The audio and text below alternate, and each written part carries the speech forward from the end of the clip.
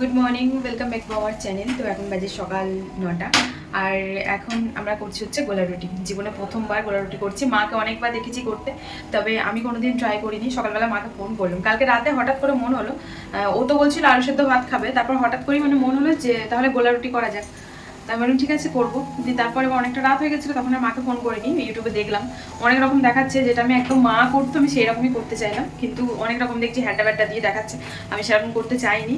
তো তারপর সকালবেলাতে মাকে ফোন করলাম। মা ব্যস্ত মানুষ, বুঝতেই পারছো, সকালবেলা যেহেতু ফোন করি না তাই দুবার করলাম, তোলেনি। তো কি আর করবো, যেমনটা দেখেছিলাম যে মা করে সেই রকমটাই করছি। ওই নুন চিনি দিয়ে মাখিয়ে রেখে দিলাম একটুখানি, রেস্টটাকে ম্যারিনেট করে। তারপর ওদিকে ঘি দিয়ে ভাজি, যেটা আমার মা তেল দিয়ে ভাজতো, সাদা তেল দিয়ে বা সর্ষে তেল দিয়ে, সেটা আমি একটু পাল্টেছি, একটু ঘি দিয়ে ভাজছি যাতে টেস্টটা আরও হয় আর কি, কারণ ঘি দিয়ে টেস্ট হয়। আর সঞ্জয় আজকে ওই নিয়ে যাবে, বললাম আলু ভাজা করে দেবো, কিছু নিয়ে যাবে না, ও মিষ্টি রুটি হলেই হবে, ওর মানে মিঠা রুটি হলেই, আর কিছু চাই না, বুঝলে? যার জন্য আর কিছু করবো না, ওই শুধু রুটি করে দেবো। ওদিকে চাটা করছে, মানে এক জায়গায় তো জায়গা ধরবে না না দুপাশে, তো যার জন্য আর কি ও চাটা করছে আর উল্টাচ্ছে। একটা দিয়েছি সবে, 4-5টা মতন হবে। চল। জানো তো প্রথমবার করছিলাম কিন্তু মনেই হচ্ছিল না যে প্রথমবার, কারণ এত সুন্দর উঠছিল। আর যেহেতু ননস্টিক তার জন্য উঠছিল ভালো। তবে আমি যখন মাকে দেখেছিলাম করতে, মা তো কড়াইয়ে করতো, তখন কী বলতো একটু লেগে লেগে যেত তলা থেকে, কিন্তু আমার খুব ভালোভাবে উঠছিল। তারপর তো কিছুক্ষণ পরেই মা ফোন করেছিল বা কল ব্যাক করেছিল, তো তখন বললাম যে এরম এরম ব্যাপার। তো মা বলছিল যে উঠেছে, তো বললাম যে হ্যাঁ উঠেছে, ননস্টিকে কড়াই যেহেতু উঠে গেছে, মানে তাওয়াগুলো। তো তারপর দেখো স্নান টান করে ও আজ পুজো দেওয়ার টাইম পায়নি, একটু লেট হয়ে গেছিলো, যার জন্য বেরিয়ে গেছিলো। আর আজকে যেহেতু বৃহস্পতিবার ছিল, তাই ফুল মালা এনে দিয়ে গেছিলো, তাই আমাকে বললো যে পুজোটা দিয়ে দিতে। আর আমার সুযোগ তো খুব একটা হয় না, বেশ ভালো লাগলো, অনেকদিন পর পুজো দিলাম, ঘরের পুজোটা।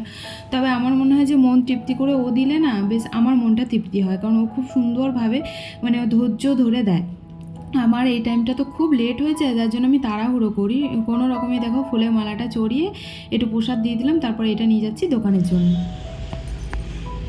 তো এখন বাজে দুপুর 3টে, আর এখন যাচ্ছি খাওয়া দাওয়া করতে। আজকে না ওই গোলা রুটি করেছিলাম সকালবেলাতে, তো এত ভালো হয়েছে সকালবেলাতে খেয়ে নিয়েছি। এখন আর নেই, 2টো ম্যাগির প্যাকেট কিনে নিয়ে যেতে হবে, দিয়ে খেতে হবে। একটা আছে, এবার একটাতে পেট ভরবে না, যার জন্য আর কি এই হচ্ছে ব্যাপার, বুঝলি? তো ভেবেছিলাম যে একটু বেশি করে করব, কিন্তু বেশি করেও করেছিলাম জানো তো, কিন্তু ওই যে ভালো লেগেছে না, অনেকদিন পর খেলাম, যার জন্য আর কি খেয়ে নিয়েছি। একটাই পড়ে আছে, তারপর ছোট, একদম ছোট্ট সাইজটা। এই যে 2টো প্যাকেট নিয়ে নিয়েছে, আর এই প্যাকেটগুলো এত দাম হয়ে গেছে এখন 15 টাকা করে, 2টো প্যাকেটই 30 টাকা হয়ে গেছে। আগে তো এই প্যাকেটগুলো 10 টাকা করে ছিল, মানে অনেক দিন আগেকার কথা বলছি, সেই সব যুগ তো কখন কবে চলে গেছে। তো এখন তো 5 টাকারটা হয়ে গেছে 10 টাকা মনে হয়, আর 10 টাকাটা হয়ে গেছে 15 টাকা। তো 5 টাকার মনে নেই আর, ঠিক জানি না আমি। তো তারপর দেখো এদিকে করে নিলাম, দুটোই করে নিলাম, যেহেতু বললাম না তোমাদেরকে যে একটা ছোট্ট পাড়ায় আর কি ছিল, তো সেইটা না আমি ম্যাগি করতে করতে খেয়েও নিয়েছিলাম। অল্প একটুখানি হয়েছিল লাস্টেরটা আর কি, তো ওইটাই ছিল। আর কালকেও ভাবছি করবো, জানো তো, ভাবজিদের দেবো। আজকে না স্ট্যাটাস দিয়েছিলাম, দিয়ে ও বলছে যে, ভাবজি বলছে যে এ কেমন করে করেছো, তো তারপর আবার বললাম, তাও বলছে কেমন খেতে হয় এরকম বলছিল। তো আমি ভাবছি যে একটু করে দেবো আবার পরের দিন। আজকে তো বেশি খুব একটা হয়নি, না হলে আজকেই দিতাম। তো তারপর খাওয়া দাওয়া করে চলে আসলাম ছাদে, ভেবেছিলাম যে আগেই আসবো, কিন্তু এত খিদে লেগেছিলো যার জন্য আর কি আমি দিচ্ছি খাওয়া দাওয়া করেই যাই, না হলে মাথা ঘুরে এখনই পড়ে যাবো। আর আজকের আকাশটা বেশ ভালো আছে, তবে মাঝে সাঝে ওই হয় না মেঘ মেঘ করছে, কিন্তু বৃষ্টি আসেনি, 2-3 দিন ধরে বৃষ্টি নেই, বেশ চকচকে আকাশ একদম, সে মা দুর্গা আসার আগে যেমন আকাশটা থাকে।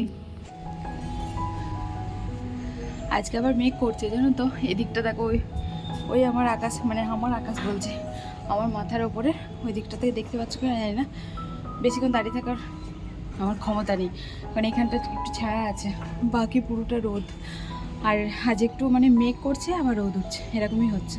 তো চলো, খাওয়া দাওয়া হয়ে গেছে, এখন যাব দোকানে। আর খেয়ে দিয়ে ছাদে আসতে পারি না, খুব হাঁপিয়ে যাই আমি, যার জন্য আগেই তুলি, কিন্তু আজ আর আসলাম না, খিদে পেয়েছিলো খুব, খেয়ে দিয়ে তারপর যাবো। তো না খেয়ে আসলে অজ্ঞান হয়ে যেতাম। আর এই যে পুচকেটা চলে এসেছে, দেখতে পেলে? তুমি দেখো क्या करेगी तू धूप में?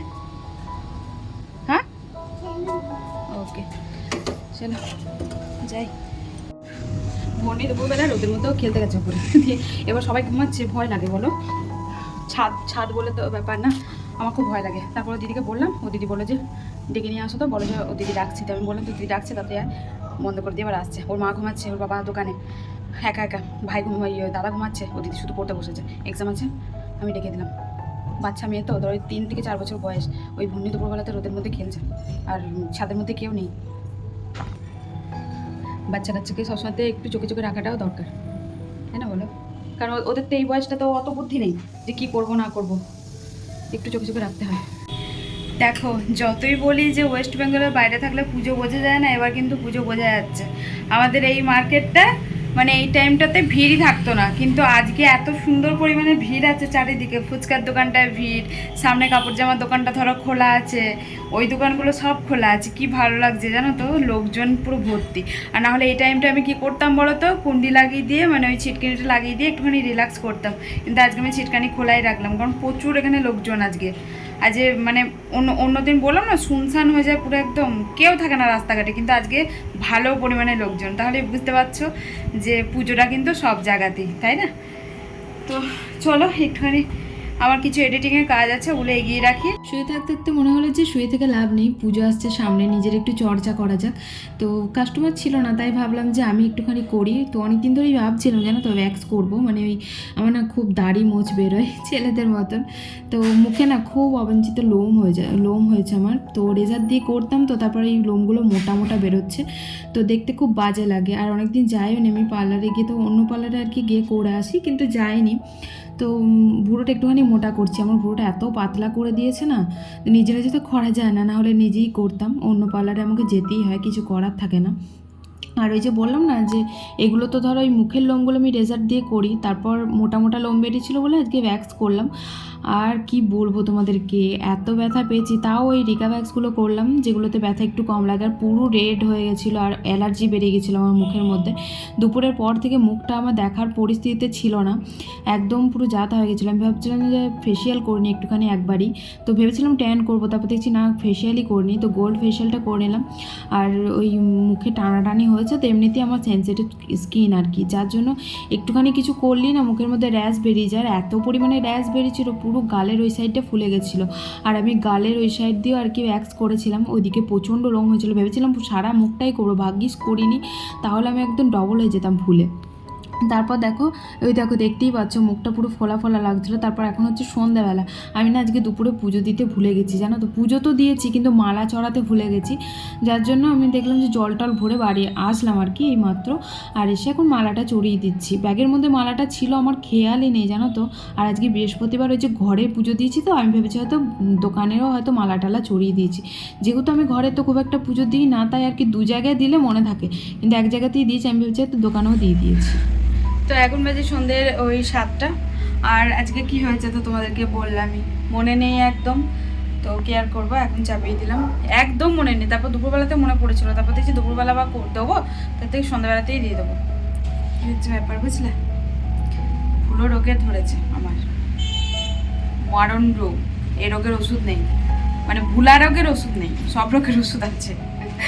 জানো তো এমনিতে আমার স্কিনের মধ্যে আমি কিচ্ছু করি না, মানে কোনো ছেড়ছাড়ই করি না, ওই রেজার দিয়ে আর কি করি টুকটাক করে।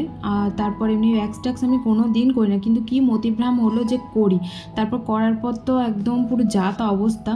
তো দেখো এখন চলে এসেছি বাড়ি, আর আজ একটু তাড়াতাড়ি এসেছিলাম কারণ ওই মুখগুলো ফুলেছিল, তারপর একটু তো কমছে সবে মাত্র আর কি। আর এসেই দেখো হাত পা ধুয়ে চলে এসেছিলাম কিচেনে, আর মানে সাইডে প্রচণ্ড আর কি সাউন্ড হচ্ছিলো, যার জন্য তোমাদেরকে ভয়েস দিয়ে দিয়েছি। আর আজকে ও করেছিল খিচুড়ি গোবিন্দভোগ চালের আর মুগ ডালের, আর আমি করবো এখন পাঁপড় ভাজবো। তো ভাবছিলাম যে ডিম ভাজা খাবো, তো তারপর দেখলাম যে না, ভোগের খিচুড়ির মতন হয়েছে, তো ডিম ভাজা খুব একটা ভালো লাগবে না গোবিন্দভোগ চালের সাথে, তাই একটু পাঁপড় ভাজা করব। আর এই যে দেখতে পাচ্ছি একটু একটু কমছে সবেমাত্র, তবে লাল ভাবটা আছে এখনও পর্যন্ত। তো সঞ্জু বলছে কি দরকার তোমার করা, তো আমি ভাবলাম যে এগুলো দিয়ে খুব লোম হয়েছিল, তাই ভাবলাম যে একটুখানি করি। তো ভাগ্যিস দেখো সারা মুখটাই করিনি, এই আর কি বলছিলাম ওকেও আমি। আর বেশ ক্লিন হয়েছে মুখটা জানো তো, হয়তো পরের দিন ঠিক হয়ে যাবে, একটা দিন এইভাবেই থাকবে, তবে এই প্রথম এই শেষ আমার, আমি আর কোনো দিন করবো না। আমি যে শিক্ষা হলো করে আর দেখো এই যে খিচুড়ি আর পাঁপড় ভাজা, আর নুনটা একটু কম হয়েছিল যার জন্য আর কি নুন নিয়েছিলাম এক্সট্রা। নুন কম হলে খাওয়া যায় কিন্তু বেশি হলে খাওয়া যায় না, তাই না বলো? তো চলো আজকের মতো ভিডিওটা তাহলে এখানেই এন্ড করছি। সবাই ভালো থেকো, সুস্থ থেকো, লাইক করো, কমেন্ট করো, চ্যানেলটা সাবস্ক্রাইব করে দেবো। এখন এতটা খিচুড়ি দেখো রয়ে গেল।